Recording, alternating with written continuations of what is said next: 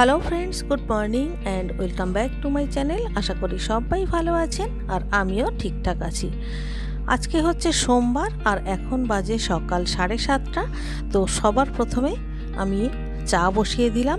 যদিও চা খাওয়ার আগে আমি গরম জল বা লেবু জল এই সব কিছুই খাওয়া হয়ে গেছে। আজকে সকালে না আবারও ঠিক 4:45টায় আমার ঘুম ভেঙে গেছে। এত সকালে তো আমার ঘুম ভাঙার কথা না, কারণ আমি তো ঘুমের ওষুধ খাই, কিন্তু তবুও ওই যে বলে না অভ্যাস। তো যাই হোক, যেহেতু সকাল সকাল ঘুম ভেঙে গেছিলো, আমি আজকে সকালবেলায় একটু গাছের কাছে গেলাম আর গাছগুলোকে বেশ করে চান করিয়ে দিলাম। ওই যে প্রথমে আপনারা দেখলেন গাছের গায়ে কত জল, ওগুলো কিন্তু বৃষ্টি না, আমি গাছগুলোকে খুব ভালো করে ধুয়ে দিয়েছি, মানে চান করিয়ে দিয়েছি আর কি।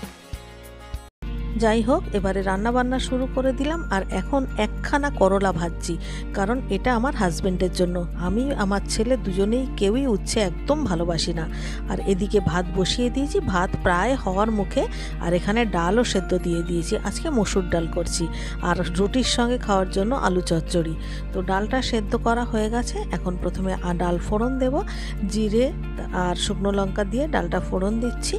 আর এরপরে রান্না করব আলু চচ্চড়ি। আজকে হাতে যেহেতু একটু সময় আছে, তাই জন্য আজকে ভাবলাম একটু অন্যান্য কাজগুলো করব, তাড়াতাড়ি রান্না বান্নাটা সেরে নেব।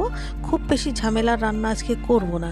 আজকে একটু ঘরদোর পরিষ্কার করব, মানে একটু অন্যদিকে নজর দেবো আর কি। দুদিন বাইরে থেকে ঘুরে এসেছি, তো ঘরদোর মানে একটু অগোছালো হয়ে রয়েছে, যাকে বলে আর কি ছড়িয়ে ছিটিয়ে রয়েছে।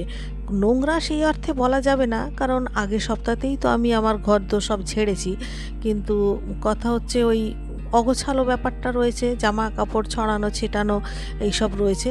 তো যাই হোক, এখানে আমি আলু চচ্চড়ির যে আলুটা সেটা সেদ্ধ করে নিলাম।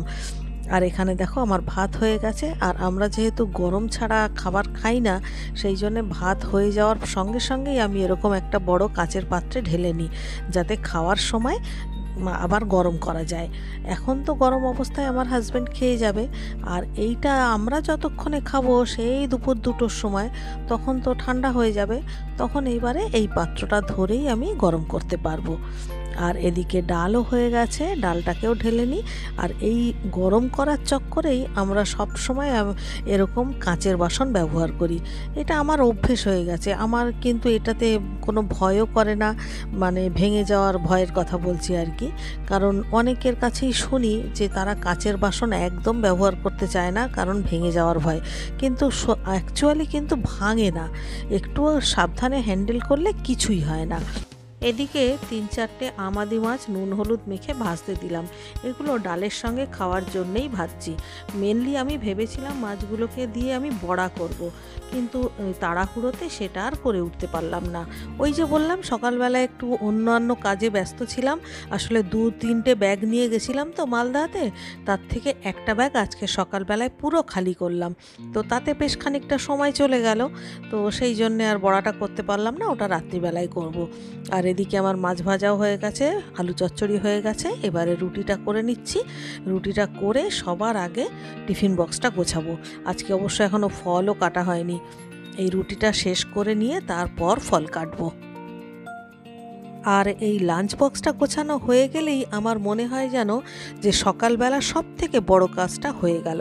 কারণ ওনার তো খাওয়ার তেমন কিছু ঝামেলা নেই, মানে বিশেষ করে সকালবেলায় অফিস যাওয়ার সময় বেশিরভাগ দিনই ডাল ভাত সঙ্গে একটা ভাজা বা তরকারি থাকলেই হলো, সঙ্গে টক দই থাকে। তো উনি তো দই দিয়ে ভাত খেতে ভালোই বাসেন। তো সকালবেলায় খাওয়া দাওয়া নিয়ে ওই জন্য আমার কোনো চাপ থাকে না। কিন্তু লাঞ্চ বক্সটা একটু ভেবেচিন্তে ভালোভাবে দিতে হয়, বুঝে শুনে আর কি। হাজব্যান্ড অফিসে বেরিয়ে গেছে, আমার ছেলেকেও ব্রেকফাস্ট দিয়ে দিয়েছি। আর এটা হলো আমার ব্রেকফাস্ট নিয়ে নিয়েছি। আজকেও 2টো ডিম সেদ্ধ, একটা ফল, মানে আধখানা ফল, আর 1 গ্লাস চিয়া সিড। এতক্ষণ পর সামনাসামনি কথা বলবার টাইম পেলাম। ব্রেকফাস্ট করে নিয়েছি, সবকিছুই সকালবেলার পার্ট মোটামুটি হয়ে গেছে। আসলে দুদিনেই যে ঘুরে এলাম না, তার ফলে তো আরো অনেক কিছু জামা কাপড় বেরিয়ে গেছে, তার মধ্যে বৃষ্টি হচ্ছে, তো দফায় দফায় কাচা হচ্ছে আর দফায় দফায় মেলা হচ্ছে। মানে আমি রাত্রে 1 দফা কেচে রাখছি, সেগুলোকে সকালবেলায় আমার অষ্টমী মেলে দিয়েছে। এখন আমি আবার কাচতে দিয়েছি, সেগুলোকে আমি ঘরের মধ্যে মেলবো, কারণ এই সময়টায় কেউ নেই। মানে এক্ষুনি যদিও মেলবো না, মানে দুপুরবেলায় খাওয়া দাওয়ার পরে ওগুলো মেলবো, ওই দুপুরের টাইমটায় ওগুলো শুকনো করে নেবো, আবার রাত্রিবেলায় কাচবো, কেচে সারা রাতের জন্য আবার শুকনো করতে দেবো। এরকম করে পর পর করে না কাচলে পরে হবে না, ব্যাগগুলো ছড়িয়ে ছিটিয়ে রয়েছে, বিরক্ত লাগছে ঘরের মধ্যে। তো সেই জন্য এখন দেখি, এখনও রান্না একটু বাকি আছে, মানে সকালবেলায় তো ডাল ভাতই করেছি, আর উচ্ছে ভাজা আমার একদম ভালো লাগে না খেতে, আর রিকিও পছন্দ করে না খেতে, সেই জন্য উচ্ছে ভাজাটা ও বাবার মতো একার মতোই করেছিলাম, উঠেও গেছে। কিন্তু আমাদের এখন দুপুরবেলার জন্য একটু মাছ বা মাছের ঝোলই করবো একটু, আর একটা নিরামিষ তরকারি যদি করতে পারি, দেখি কত হাতে যদি সময় পাই। এখন চারিদিকটা আগে গোছাবো, চারিদিকটা পুরো ছড়ানো ছিটানো রয়েছে, ওটা আগে ভালো করে গোছাবো, রান্নাঘরটাও একটু গোছগাছ করতে হবে, তারপর গিয়ে যেমন সময় থাকবে সেরকম রান্না করব। প্রথমে মাছ করব, তারপরে সবজি কিছু হলে, আমি আসলে আমার একটা সবজি না হলে অসুবিধা হয়, আমি তো এখন যেহেতু ভাতটা কম খাচ্ছি ডায়েটিং পারপাসে, তো একটু সবজি থাকলে সেটা দিয়ে খানিকটা পেট ভরে যায়। ওই সময় না পেলে সেদ্ধ করে নেব, আগের দিন যেমন পেঁপে সেদ্ধ করে নিয়েছিলাম, সেদ্ধ করলে কি গরম গরম খেলে তখন ভালো লাগে, আর যেটা রয়ে যায় সেইটা যখন পরের বেলায় খেতে যাই সেটা খুব বাজে লাগে খেতে, বিশেষ করে পেঁপে সেদ্ধ। সঙ্গে সঙ্গে আমার অসুবিধা হয় না, একটু শক্ত শক্ত থাকবে, একটা সিটি দিয়েই সাথে সাথে বন্ধ করে দিলাম, তাতে একটু শক্ত শক্ত থাকে, ওইটা নুন মানে নুন দিয়ে সিটি দিই, তাতে খারাপ লাগে না, মানে ভালো লাগিয়ে নিচ্ছি মানসিকভাবে, প্রস্তুতি নিয়ে আর কি, মানসিকভাবে ভাবি যে না ভালো, এমনিতে কি আর এটা ভালো লাগে, মোটেও ভালো লাগে না। যাই হোক, তবু আমার জন্য দেখি কি করি, বরবটি ঝিঙে পটল কোনো একটা কিছু দরকার হলে সেদ্ধ করে নেব, সেদ্ধ করে তারপর মেখে সেটাই খেয়ে নেব, নুন দিয়ে সেদ্ধ করব কড়াইতে, ওটা খেতে খারাপ লাগে না, তো ওরকমই একটা কিছু করে নেব। তো চলো এখন একটু 10 মিনিট রেস্ট নেব, রেস্ট নিয়ে তারপরে এবারে গোছগাছ আবার শুরু করব দ্বিতীয় দফায়। খুব চারিদিকটা অবস্থা খারাপ, আর শনিবার সকালে ভোরবেলা গেলাম, রবিবার রাতে চলে এলাম, না রবিবার রাতে না সরি সোমবার ভোরবেলা চলে এসেছি, এসেই তো সঙ্গে সঙ্গে রান্না বান্না করে ওর বাবাকে অফিসে পাঠালাম, তারপরে তো সমস্ত কিছু ওইবারে গোছগাছ করব। তো তো ঠিক আছে, তাহলে 10 মিনিট পরে ফিরে আসছি একটু রেস্ট নিয়ে। 10-15 মিনিটের ব্রেক নিয়ে একটু চা খেয়ে আবার চলে এলাম। আজকে আবার বাজার এসছে, আর যেদিন যেদিন বাজার আসে সেদিন সেদিন একটা এক্সট্রা কাজ জুড়ে যায়। সমস্ত বাজারগুলোকে ঢেলে ভালো করে ধুয়ে সেগুলোকে জল ঝরাতে দিতে হবে, তারপর শুকনো হয়ে গেলে তারপর প্যাকেট প্যাকেট করে তুলতে হবে। এই বাড়তি কাজটা আজকেও ছিল।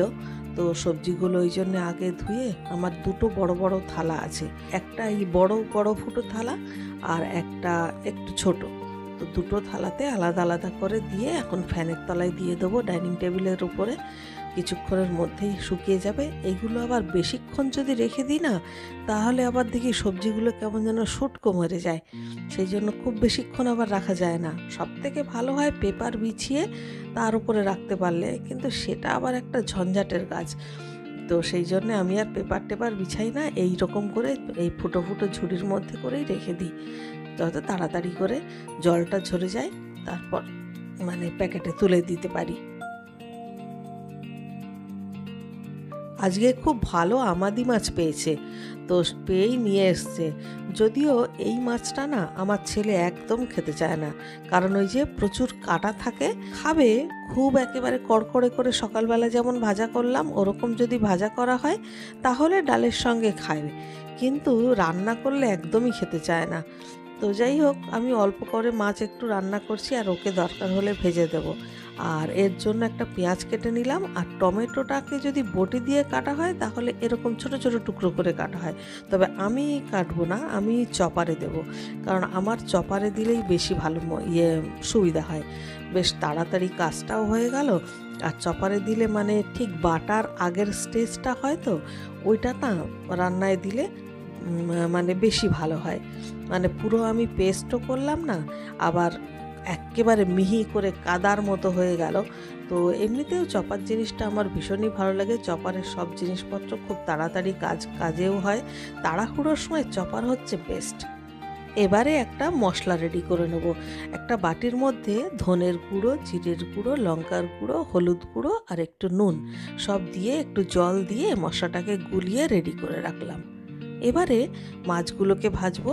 আর আমাদি মাছ সবসময় খুব অল্প তেলে ভাজতে হয়, তা না হলেই বেশি তেলের মধ্যে মাছ দিলেই ওই যে কিছু কিছু বেগুন থাকে না, যে দেওয়ার সঙ্গে সঙ্গে সব তেল শুষে নেয়, এই আমাদি মাছও কিন্তু খানিকটা তাই।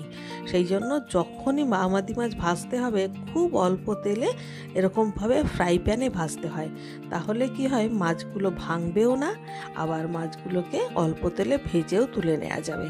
তো আমারও সব মাছগুলো ভাজা হয়ে গেছে। এবারে একটু জিরে ফোড়ন দিয়ে পেঁয়াজ কুচিটা দিয়ে দিলাম।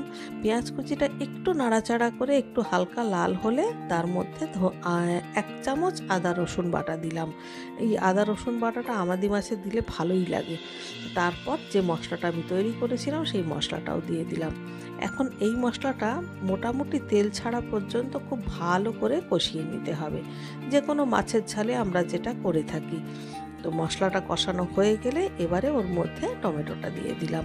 টমেটোটা দিয়েও ভালো করে কষাতে হবে। আর টমেটোটা যেহেতু আমি চপারে চপ করে নিয়েছি, টমেটোটা দেওয়ার সাথে সাথেই কষানো হয়ে যায়। এবারে এর মধ্যে জল দিয়ে দিলাম। আর আমাদি মাছে খুব একটা ঝোল করলে কিন্তু ভালো লাগে না, ওই জন্য জলটা সেই বুঝে দিতে হবে। তো ঝোল ফুটে গেছে, এবারে ভেজে রাখা মাছগুলো দিয়ে দিলাম। আর মাছ তো খুব তাড়াতাড়ি সেদ্ধ হয়ে যাবে। এবারে এখন একেবারে গ্যাসের ফ্লেম কিন্তু আমি হাইতে রেখে একটুখানি ঢাকা দেব। ব্যাস, ঢাকা দিয়ে 2-4 মিনিট গেলেই একটু লঙ্কা কুচি দিয়ে দিলাম। আর একটা জিনিস দিলে খুব ভালো হয়, সেটা হলো ধনেপাতা কুচি। ধনেপাতাটা আজকে আমার ছিল না, ওপর থেকে শুধু কাঁচা সর্ষের তেল ভালো করে ছড়িয়ে মিশিয়ে দিলাম। দিয়ে ঢাকা দিয়ে আবার ওই 1-2 মিনিট মানে জাল করে নিলেই কিন্তু আমাদি মাছের ঝাল একেবারে রেডি। তো দেখুন, এই হচ্ছে আমার আমাদি মাছের ফাইনাল লুক। একদম রেডি হয়ে গেছে, একেবারে অল্প ঝোল রেখেছি, গা লাগা লাগা, এরকমই কিন্তু খেতে ভালো লাগে।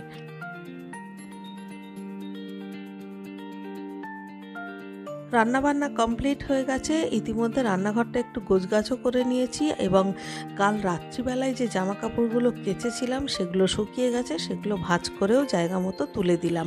এখন হাতে একটু সময় আছে, এখন বাজে ওই 12টা কি 12:30 হবে। তো এখন আমি তাড়াতাড়ি করে একটু ঘরের মধ্যেই আধ ঘন্টা মতো হেঁটে নেব, তারপর হালকা একটু এক্সারসাইজ করব। আজকে খুব ভালো করে এক্সারসাইজ করতে পারবো না, কারণ সেই সময়টা নেই, স্নান করতে হবে। আজ সকালে আমার হাজব্যান্ড বাজার থেকে লাড্ডু আর সন্দেশ নিয়ে আসছেন। তো ভাবলাম আমার বাড়িতে যেহেতু একটা ছোট্ট গণেশজি আছে আর সেই সঙ্গে বজরংবলিও আছেন, তো ঠাকুরকে আজকে 2টো লাড্ডু আর 2টো সন্দেশ দিয়ে পুজো দিলাম। বাড়িতে মিষ্টি থাকলে একটু ঠাকুরকে দিলে ভালোই লাগে। তো যাই হোক, এই সাথে সাথে আমি ভিডিওটা আজকের মতো এখানেই শেষ করে দিচ্ছি। ভিডিওটা ভালো লাগলে প্লিজ লাইক, কমেন্ট, শেয়ার করবেন। আর কাল সকালে আবারও দেখা হচ্ছে। ততক্ষণের জন্য সবাই ভালো থাকবেন। সবাইকে টাটা।